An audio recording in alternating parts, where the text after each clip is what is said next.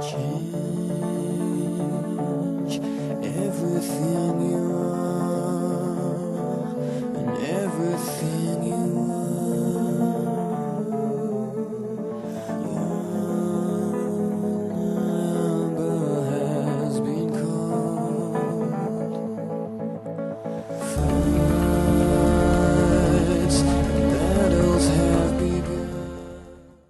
Salve pessoal, chegamos mais um domingo com vocês aqui na TV Goiânia Band. Dr. Gabriel, mais uma vez, obrigado por estar aqui. E hoje o tema é um pouco polêmico. Tireoide, eu tenho ou não tenho? Bem, bom dia, Jefferson. Obrigado mais uma vez pelo convite. Bem, tireoide, né? Muitas pessoas perguntam, doutor, eu tenho tireoide? Tomara que sim, né? Tomara. Obviamente, todos têm uma glândula importantíssima, formada ainda durante o período embrionário e que secreta alguns hormônios que são fundamentais para a vida, né? E a falta deles repercute com diversos sintomas, sinais clínicos que afetam gravemente o dia a dia. O grande problema, às vezes, as pessoas tendem a começar aquele plano de vida, né? De mudar de vida, às vezes de ganhar um pouco de massa muscular ou até mesmo de perder aquele tanto de gordura que acha que está excessivo ali, mas esquece de fazer esses exames básicos, né? Por exemplo, a tireoide, que pode interferir diretamente nessa função metabólica e talvez até de uma forma desastrosa, né? Porque se você começar uma dieta sem ter os parâmetros ideais, pode ter muito problema. Com certeza. A avaliação hormonal é fundamental para se avaliar uma perda de gordura ou um emagrecimento constante, né? Os hormônios tireoidianos, que são o nosso foco hoje, eles têm receptores em todas as células do corpo. Sendo assim, todas as células dependem da entrada, principalmente do T3, para poder ter energia. O que isso quer dizer? Que o déficit desses hormônios deixa a célula sem energia. A gente pensa muito macroscopicamente, mas pensando a nível celular, a célula sem energia repercute numa pessoa sem energia. O cansaço do hipotireoidismo, ele é diferente do cansaço do hipocortisolismo, né? A gente fala muito aqui constantemente dos hormônios tireoidianos, mas também do cortisol, como pilares básicos na nossa orquestra hormonal. Sendo assim, o cansaço do hipocortisolismo é aquele da pessoa que acorda cansada, tem um pouco de energia por volta das 10, 10 e meia da manhã, ao longo da manhã, cansa novamente após o almoço, tem um pouco de energia à tarde e pode ter realmente o cansaço ao fim do dia. Eu achei que era só preguiça esse negócio de ter aquele cansaço após o almoço, então pode ser algo sério em questão hormonal. Com certeza pode ser e na maioria das vezes é. A gente falou do cortisol, já o cansaço do hipotireoidismo, ele é um cansaço que persiste ao longo do dia todo. É aquela pessoa que fica o dia todo sem energia, fadigada, sem vontade de fazer nada. E muitas vezes a abordagem que a gente toma para diversos casos de depressão está nas quedas hormonais. O grande problema, né? Às vezes as pessoas não tendem a ter essa visão macro, né, de todo o sistema metabólico. As pessoas geralmente acaba a primeira questão é suprimir toda a ação calórica achando que isso vai resolver. Às vezes pode até piorar, né, nesses casos aí de disfunção endócrina. Com certeza, a gente precisa de um aporte de iodo. Os hormônios tireoidianos, como o nome já fala, são a base de iodo. Então o iodo a gente consegue pela alimentação. Para sobreviver, para formar o mínimo de hormônios tireoidianos, a gente precisa de 100 microgramas por dia de iodo. Então, sendo assim, se a pessoa não se alimenta, não consegue através do alimento iodo, não forma os hormônios tireoidianos. Então a restrição calórica só faz agravar um quadro de hipotireoidismo. Nesse caso dessas dietas muito restritivas, a chance da gente conseguir suplementar aí toda essa ação de vitaminas e minerais já é complicado. E o iodo é mais complicado um pouco, né? O que seria fonte de iodo na nossa dieta diária? Que eu não sei. Seriam alguns crucíferos possuem iodo, assim como frutos do mar, peixes possuem iodo, mas ainda assim, um medo que se criou exagerado em relação ao iodo no sal, também foi colocado uma certa quantidade e ao longo do tempo criou-se um preconceito, fez com que a gente tivesse muito medo do sal iodado. Consequentemente, hoje não há-se um déficit ao ponto de se ter o bócio. Não sei se muitas pessoas já viram aquela foto da pessoa com aquele caroço no pescoço, né, que é uma tireoide aumentada. Na segunda série ou na terceira série a gente estudou isso. Lá em ciências, mas eu acho que nem se fala nisso mais, né? Se fala muito pouco. O bócio endêmico diminuiu bastante, né? Alguns países da África realmente ainda possuem quadros de bócio endêmico pela deficiência de iodo. Hoje, a suplementação, a alimentação consegue manter o mínimo basal. Mas será que o suficiente para a gente se manter otimamente em termos de hormônios tireoidianos? É uma pergunta que cabe um pouco mais de análise. Então, a pessoa que está em casa ficou em dúvida, será que eu tenho disfunção tireoidiana ou não? Como devo proceder? procurar um profissional que saiba fazer uma avaliação de perfil hormonal, tanto o nutrólogo quanto o endócrino, geralmente são os profissionais que só fazem essas solicitações hormonais. Vão vir principalmente 2 hormônios para serem avaliados, o TSH e o T4 livre, em alguns casos o T3 livre, também o T3 reverso, além de anticorpos antitireoidianos. Por quê? A doença de Hashimoto, que é a principal causa de hipotireoidismo, é uma doença autoimune, então são solicitados anticorpos. E também, através desses exames, é possível, junto com a clínica e a anamnese, avaliar o quadro de hipertireoidismo, que seria o extremo oposto do hipo. Seria aquela pessoa que emagrece demais, tem tremor de extremidades, tem hipertermia, temperatura alta o tempo todo, é muito agitada e, em alguns casos, quando desenvolve a doença de Graves, até exoftalmia, aumento do globo ocular, né, da exposição do globo ocular. Então, tudo isso é avaliado. A clínica, a anamnese, o exame físico e, se necessário, alguns outros exames, como a ultrassonografia de tireoide e a cintilografia de tireoide, que vem para complementar. Então tá aí, pessoal, que quer mudar de vida, então que procure profissionais habilitados, que conheçam do assunto, e você pode talvez estar otimizando, né, melhorando essa chegada nessa performance melhor, muito mais rápido do que imagina. Obrigado mais uma vez por estar aqui. Eu acho que tem muito assunto ainda a ser abordado, mas tem muitos que as pessoas acham que sabem e acabam incorrendo em erros, como sempre, né? Então, mais uma vez agradeço e que fique dado o recado, né? Procure um profissional habilitado e que conheça do que você esteja procurando. Com certeza. Muito obrigado mais uma vez pelo convite. Fica o recado, pessoal de casa. Cuidem da sua tireoide e, na dúvida, procurem um profissional para avaliá-la. Então segura aí que daqui a pouquinho a gente está de volta.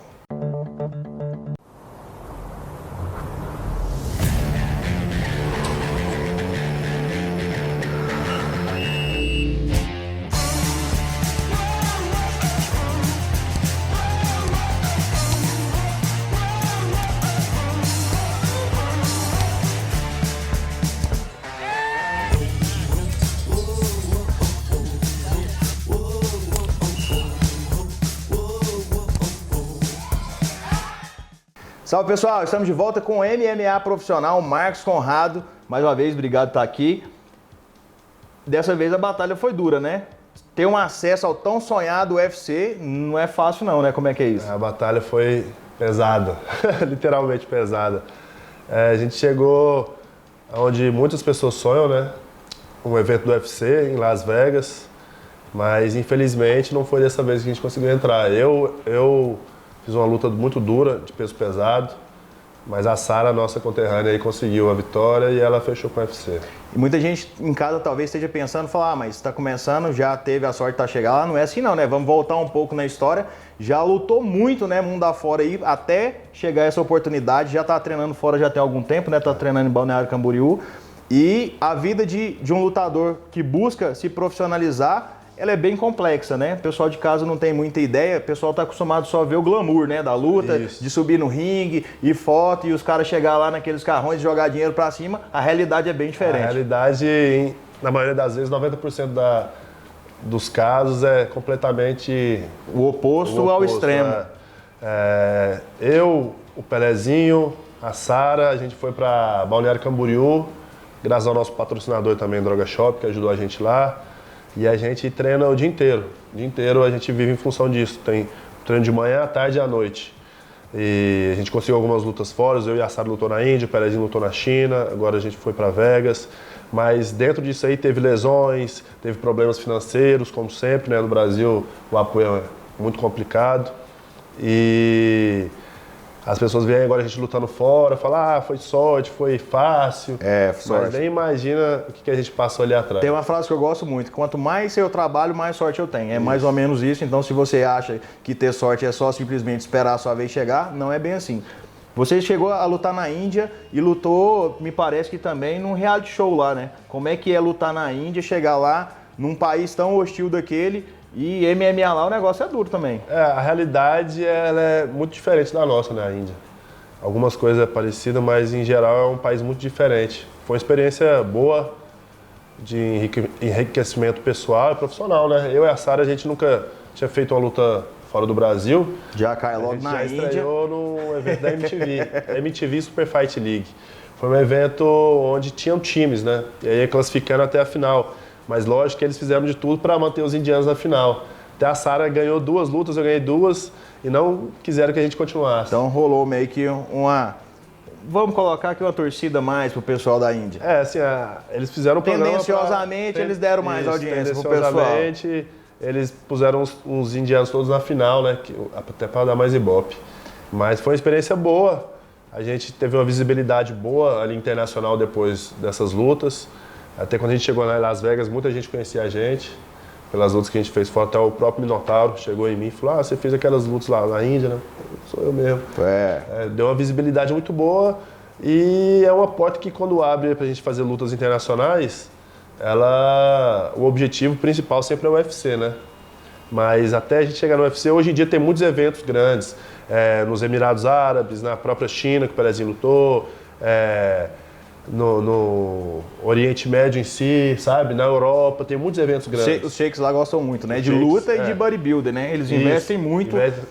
Tem muita gente boa lá do jiu-jitsu, o pessoal do bodybuilder lá, o pessoal investe pesado. E tendenciosamente o pessoal quer o mercado norte-americano, né? Isso. Você teve a oportunidade de lutar no Contender, só que você lutou a categoria acima, né? Como é que é isso? Você chegar lá e pegar um cara 20 quilos a mais que você? Minha categoria é 9'3", meio pesado, né?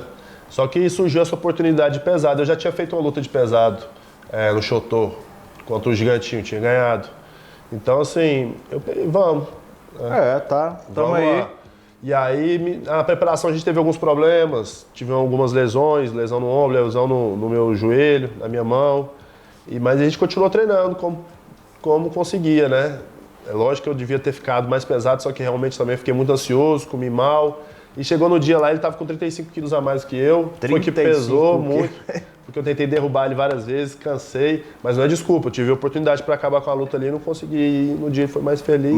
Mas a técnica acaba ficando um pouco aquém por conta do peso, né? Você tem que lógico. fazer muita força. E o MMA, como luta, é um esporte de muita explosão. Então, se você tá muito magro, você tá com muito seco ali, você não consegue ter essa explosão. Com 35 quilos a mais é quase que impossível. Três rounds com 35 e você deu uma quilos. esfolada nele, né, Pedro? Sim, eu consegui acertar umas mãozadas nele boa. O primeiro round, eu acredito que eu ganhei, foi bem. Mas aí no segundo round, eu cansei um pouco, ele também acertou uma mãozada. Onde eu caí, ele concluiu a luta. Mas assim, 3 rounds com 35 quilos a menos é complicado.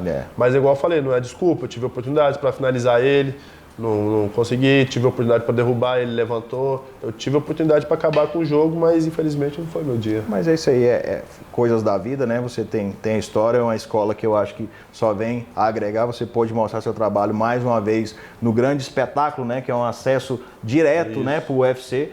Tem até tatuado aí, parece que surgiu um carimbo aí. Tatuei o Contender. Eu acho que é isso aí, tem que tatuar mesmo. E a história, querendo ou não, você teve lá. E eu acho que essa não foi a última porta, eu acho que só foi a primeira. Sim. Logo você vai estar lá, a gente vai estar falando aqui de UFC, talvez te entrevistando de Vegas, né? Amém. Deus te ouça. Mas foi um aprendizado, né? Assim, sem querer ser clichê, derrota é um aprendizado, mas realmente para mim foi um aprendizado ali dentro. E fora também como lutador, sabe?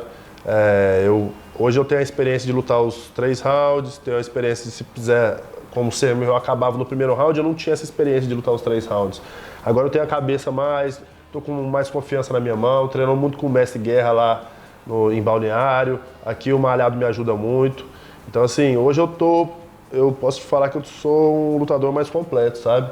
E preparado para todo tipo de guerra, os 3 rounds, 2 rounds, 1 round. Do jeito que vier. Com certeza agora a cabeça é outra, você vai estar se preparando muito melhor, né? E mais capacitado agora, porque você sabe que pode ter que lutar 3 rounds. E lutar 3 rounds dando mãozada com um cara de 35 a mais, não é fácil, não. Haja gás, né? Haja gás. Então é isso aí, obrigado, sucesso. Obrigado. Boa sorte. Pela, mais uma vez, a oportunidade. Próxima luta é onde? A próxima luta ainda a gente não sabe. Provavelmente deve ser pelo Brave. A gente está tentando fechar com o Brave, eu e o Pelezinho, mas ainda não é nada certo. Quando tiver alguma coisa certa, a gente sempre sai falando aí, Instagram Conrado JJ, segue lá. É isso aí. E a gente espera que seja o mais rápido possível. Isso aí, sucesso. E tomara que chegue lá logo, né, no UFC, pra gente conseguir te mostrar, né, lá no mais alto palanque do mundo do MMA. Amém, vai dar certo e pode ter certeza que ainda tem muita lenha para queimar. É isso aí, segura aí que daqui a pouquinho a gente está de volta. Olá pessoal, manter a forma nunca foi tão fácil. Lipolim, mantenha a sua vontade de comer doce controlada, seu intestino funcionando e atrasa a absorção de novas gorduras. Não perca essa chance, Lipolin. E aí, pessoal, estamos de volta com mais MMA. Agora, Pelezinho chegou da China recentemente. Obrigado por estar aqui. Obrigado a você pela oportunidade. Como é que é o nome do evento? Você tá lá, sabe, falando aqui? Shin Won Man. Rapaz, você decorou isso. Quer dizer o quê? Grande lutador da China. Tem certeza? Shin Won Man. Shin Won Man. É. Como é que foi a preparação de até chegar na China? Porque eu sei que quando você está preparando, é meio incerto, né? Você não sabe quando você vai lutar, com quem você vai lutar. Geralmente você procura estar ali mais ou menos perto da sua categoria, mas nem sempre acontece, né? O pessoal acha que lá na China só tem cara pequeno. Como é que foi chegar lá na China e disputar um MMA lá? Primeiramente, minha preparação, eu estava já vindo de uma luta em maio, que eu lutei em São Paulo, e tinha marcado outra luta para mim em Goiânia, que é no NP Fight, certo? E sempre vim treinando forte para essa luta. Aí de última hora, rolou de eu ir para a China lutar, e felizmente eu já estava preparado, né? Você também já está lá luta. em Balneário Camboriú, na Astra Já Team? estou na Astra Fight, em Balneário Camboriú. Hoje eu treino lá, eu treino muito forte, melhorou muito como lutador. Tem quanto tempo você já está fazendo o camp lá? Tem 9 meses. 9 que meses. Estou lá. E De lá que você conseguiu acesso à China? sim, de lá eu consegui acesso à China. Aí eu fiz a minha primeira luta internacional. Fiquei muito nervoso, nunca tinha feito, né? A primeira foi na China. A primeira foi na China. Quantas horas de voo? Foram 28 horas de voo. Já começa aí. O pessoal não tem noção. Fala, não, vamos ali lutar, é a oportunidade da vida, tá bom. 28 horas dentro do avião, Sim. já E- complica tudo. Demais, porque como a gente fica muito tempo parado, o nosso corpo retém muito líquido. Certo. E eu tive muita dificuldade para bater o peso lá, porque eu ganhei 4 quilos a mais só de líquido. E Entendeu? você tem dificuldade de alimentação? Você fica abaixo do peso ou você fica mais ou menos Não, fica próximo? assim, eu tenho 80 quilos. 80 Eu quilos. fico com 80 quilos e desço pra meia-meia. Eu luto peso pena. Aí é complicado. Meia-meia tem que estar policiando muito e se fugir um pouquinho a mais... Se fugir um pouquinho da dieta, eu começo minha dieta geralmente 1 mês e meio. E você antes, chegou entendeu? quanto tempo antes da luta na China? Na China eu cheguei 2 dias antes. 2 dias só? 2 dias antes. E essa retenção, como é que fez? Eu perdi 4 quilos no primeiro dia, certo? Eu tava com 74 quilos. Eu cheguei lá, eu saí daqui com 69, bem abaixo. Aí eu não comi direito, só apenas hidratei um pouco, entendeu? Cheguei lá com 74, 5 quilos a mais, praticamente. No primeiro dia eu perdi 4 na sauna seca. E no segundo dia, fecharam a sauna pra gente, porque eles fazem a luta lá para os chineses, entendeu? Aí a gente vai lá como zebra. O pessoal acha que é moleza, tá vendo? Os caras vão lá, teoricamente, pra apanhar, mas na história não foi na história bem não isso que foi assim. aconteceu. E fecharam a nossa sauna, entendeu? Pra gente perder nosso peso, a sauna seca. Aí tivemos que fazer banheira, que é um processo muito desgastante. E perigoso, Porque- né? E é perigoso. bem perigoso. Aí eu fiz o processo de banheira, perdi os outros 4 quilos, entendeu? E fui pra pesagem. O grande problema se o pessoal tá falando, mas por que usa a sauna seca? Porque, na verdade, se você usar outra, você acaba hidratando, Hidratando, né? Seu corpo já tá tão em déficit, né, de água. Se você vai pra sauna normal, a sauna úmida, você acaba Ele suga toda a água. hidratando, né? Então é meio que lenda esse negócio, você vai pra sauna que você vai perder peso, não é bem assim não. Não é bem assim não. Tem E, que ser. chegou lá, 2 dias de preparação, vai a equipe com você? Foi quem com você? Foi mais 2 atletas que treinam comigo lá no Balneário Camboriú, no Sul, que são de lá. E meu professor, o professor Guerra, ele é de Brasília, só que é nosso professor de kickbox e boxe lá na Astra Fight. Entendi. E graças a Deus, depois que eu cheguei lá, fiquei tranquilo. Vi meu adversário, ele era, no meu peso, ele era uma estrela lá, o número 1 do ranking Como é que é da o nome China. do cara? Só te complicando aqui, né? Já o nome do comecei cara- perguntando o nome do torneio, agora o nome do cara. O nome do cara Xin Xiaogong. tá É. tudo em mandarim, é Xin alguma coisa.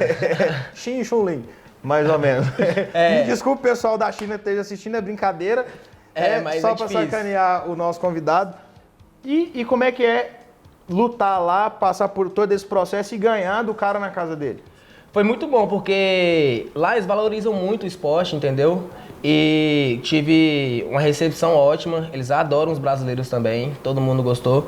E consegui impor meu jogo. O que me atrapalhou um pouco foi o fuso horário, entendeu? O fuso horário atrapalha muito, e porque a gente cansa mais rápido quando a gente não dorme direito, troca o dia pela noite. E graças a Deus consegui impor meu jogo e ganhei no primeiro round com a finalização. isso aí, né? A história tá só começando. Tem previsão para uma próxima luta? Eu tenho a próxima previsão, minha próxima luta talvez seja no Brave, entendeu? Só que nada certo. Dubai. Aí sim, E tô esperando, né? Esperando em Deus ir e fazendo meus treinos, que é a minha parte. Se você for lá, traz pra mim uma barrinha daquela dourada, pra mim de presente, de souvenir, aquela de ouro, assim, aquela de... Claro, trago. Beleza, então, combinado? Estamos combinado. Então, boa sorte. Pessoal, queira te acompanhar das redes sociais aí. Arroba Matheus Pelezinho Instagram, página no Facebook Matheus Pelezinho. E queria agradecer também meus patrocinadores, arroba Drogashop, arroba Turbofilmes, Douglas Barbie e Serginho Tatu. Muito obrigado aí pela confiança. Tamo junto, galera. Isso aí, pessoal que esteja acompanhando e queira investir também no atleta, segue lá e dá uma força pro cara, porque toda ajuda é necessária, né? Porque é muito caro ser atleta e infelizmente a gente tem pouco apoio. Sucesso, Muito obrigado. valeu, até a próxima. Segura aí que daqui a pouco a gente está de volta. Hey. Olá pessoal, estamos aqui na OX, novo conceito em moda jovem, conceito chegando em Goiânia forte, presente nos melhores eventos. Vai estar participando do Goiânia Fashion Week com Guilherme Leican usando todos os modelos da loja. Então se você está procurando algo descolado, algo jovem, vem aqui, fale com o Maurício, escolha a sua peça e você vai estar concorrendo a um convite para estar participando do Goiânia Fashion Week. Então entra aí, entra no Instagram, liga e reserve a sua, tá bom? Valeu! Salve pessoal, temporada Gourmet 2018, Goiânia Shopping, em parceria com TV Goiânia Band.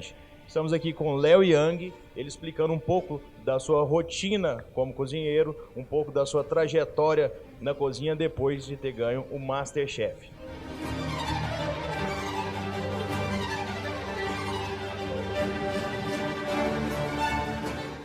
Você quando começou, você me disse que não era a sua profissão. Você chegou a fazer algum curso antes de participar do Masterchef ou era tudo hobby, você testava, é meio que alquimia mesmo, você ia...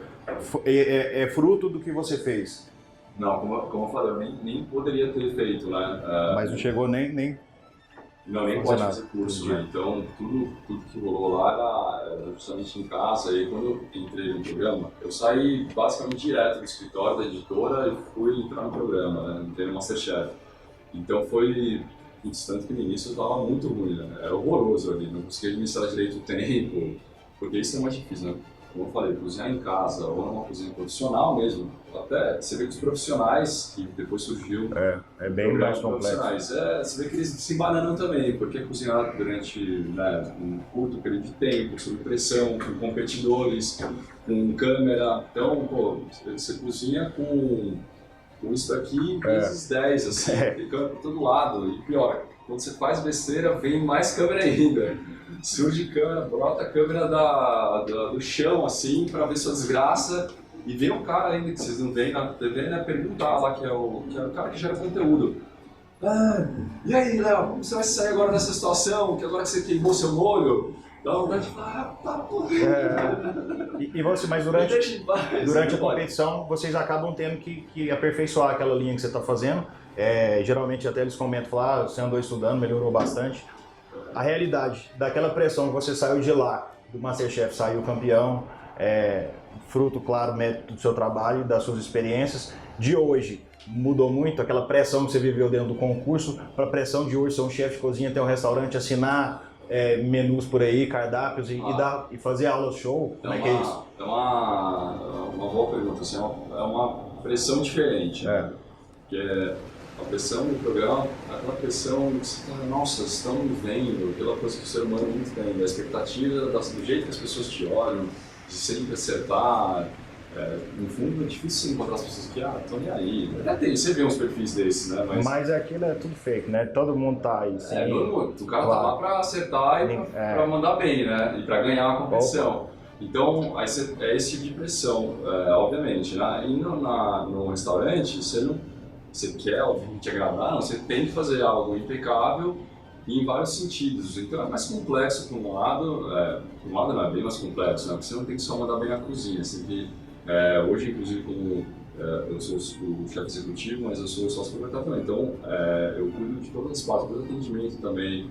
Então não adianta nada o meu cliente comer maravilhosamente bem e ser mal atendido. Isso aí é péssimo, uma experiência que não dá em nada e vai tudo para água abaixo se acontece isso no jantar.